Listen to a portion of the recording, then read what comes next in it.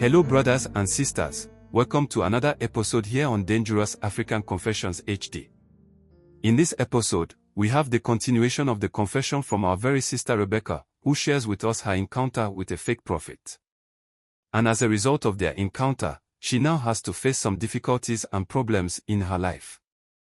But before we go into what we have for this episode, I would love to take this opportunity to thank each and every one of you who is part of this family. And if you are new here, we welcome you as a part of this great family. We truly appreciate your time, your subscription and likes, as well as the comments. Thank you, and let's get into what we have for today. In this episode, we have a story from our sister Rebecca. And she wants to share with us the kind of unthinkable things she has done with a fake prophet even as a married woman, and the consequences that she is facing now. I removed all my clothes, leaving only my panties and brazier, because I didn't know what to do again. So, I sat on my cloth waiting on what I was going to do next. Because he said that I will know what to do after I have removed my clothes. In about some minutes after I have removed my clothes, the pastor came to the Riverside wearing singlet and his trousers. He told me to get up and go into the river and start to wash myself with the water. So I also went into the river and did just as he told me.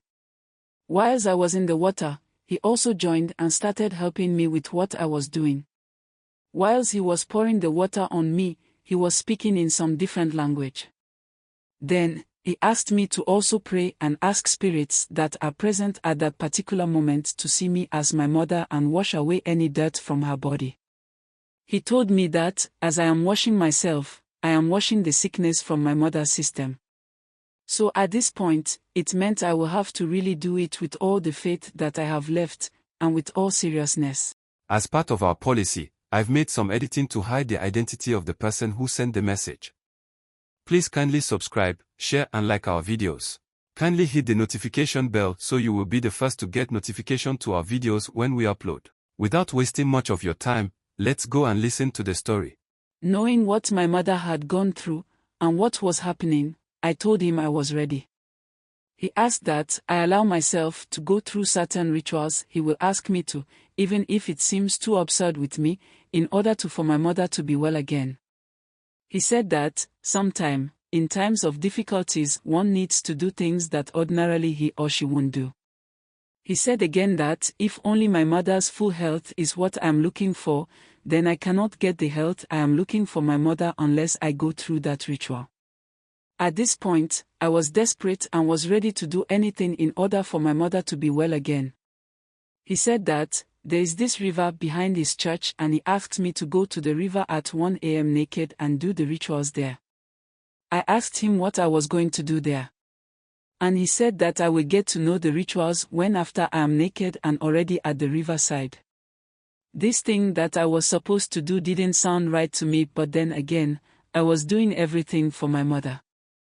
And knowing that after the directions that he made his junior pastor to do, my mother was now responding, made me decide to go ahead with what he asked me to do. So the time came and I went to the riverside. It was really cold. I don't know how I got the courage to even go there at that particular hour because that place was really dark. Except that, the moon had come up and was shining its light so one could see his or her way out. I got to the riverside and started removing my clothes.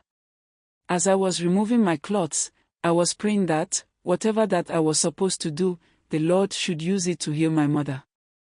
I removed all my clothes, leaving only my panties and brazier, because I didn't know what to do again. So, I sat on my cloth waiting on what I was going to do next.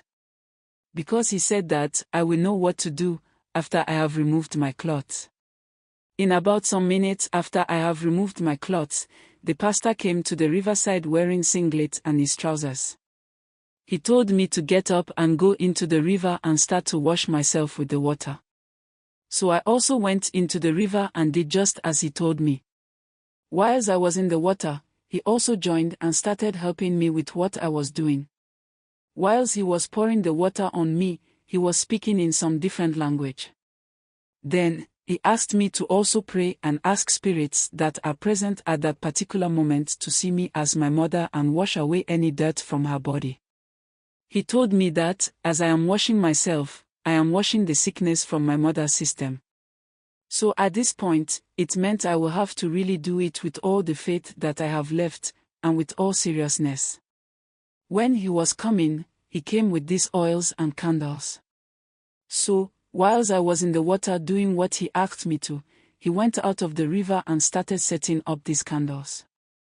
I honestly don't know how these candles were able to maintain the lights, because the weather was old and there were winds occasionally. So, under normal circumstances, the candle lights should have gone off. He made a circle out of the numerous candles that he brought.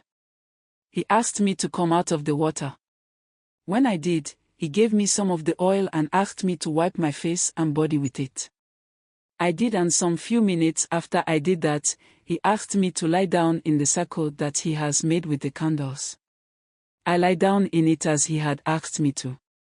And he told me that he needed to cleanse me from all the bad aura around me and my family. You see, one thing is that, all this while that I was doing the things he was asking me to, I was very much conscious of what I was doing. But as soon as I had used the oil on my face, I tell you, I lost conscious of the fact that I am a married woman and was ready to do anything that he was calling for. He told me that he would need to sleep with me in order for the healing to be able to manifest.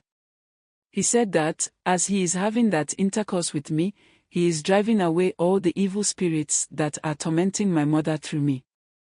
Honestly, I felt this urge to have that intercourse with him. And we did it, right by the riverside. After the act, he asked me to go and wash myself in the river naked. I asked him why, and he said that in that way, the spirits in the river will recognize me and fight on my behalf.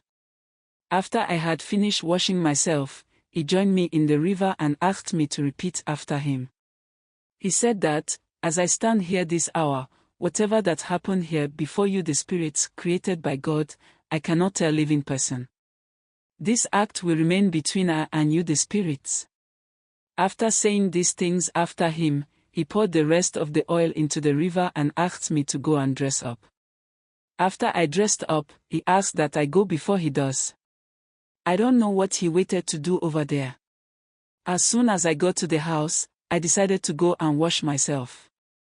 That was when, after I had finished washing myself, that it dawns on me what really I have done. I cried heavily at the bathroom.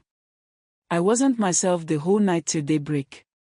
Early in the morning, he came to the house together with his 2 young pastors and prayed again for my mother. After the prayers, he told me that my mother will get up in a matter of just 2 weeks. At that time that he came, my uncle too was there, and he also witnessed the things they did for my mother. The pastor told my uncle that, in any situation, when my mother regains her health, they should thank me for the sacrifices that I have made for my mother. My mother became well after the 2 weeks that he had said. So, I returned to my matrimonial home. And that is where my problem started. When my husband tries to sleep with me, I tell her I am exhausted because of what my mother's sickness took me through. So he should give me time. When I was finally settled and I allowed him to come to me, anytime my husband tries to make love to me, I see this scary creature behind him. And I will start to scream, which will make my husband stop his attempt to make love to me. This has gone on for getting to about 8 months now, and all the things we have tried is not working. My husband is now threatening to ask for divorce if I do not tell him if anything has happened that has changed me so much. Because he knows me very well. And knows how I was like when it came to lovemaking. And all of a sudden, this changed when I returned from my mother's place. The reason why I'm sending this information is that I really want help. I don't want to lose my husband, neither can I tell him what happened between me and the pastor. Because I know deep within me that the day he hears this, the marriage is over. And it wasn't as if I really wanted to go behind him to cheat. The pastor manipulated me and got his way with me. I called the pastor and explained what is going on in my life to him. And he said that I should come over to his church so he can perform some directions on me in order for it to stop. For what I saw and he did to me, I fear if I go there, he might do certain things and have his way again. And I don't want to lose my husband too. Please, this is why I'm sending you this message. So that if you can help me out, without me going back to this pastor again. Thank you, and I will be waiting for your response and feedback. Thank you once again, brother. Please kindly subscribe, share and like our videos. Kindly hit the notification bell so you will be the first to get notification to our videos when we upload. Like I always say, these are not just stories for story's sake. They are meant for us not to make these mistakes our brothers and sisters are making. That's why we share these stories with you.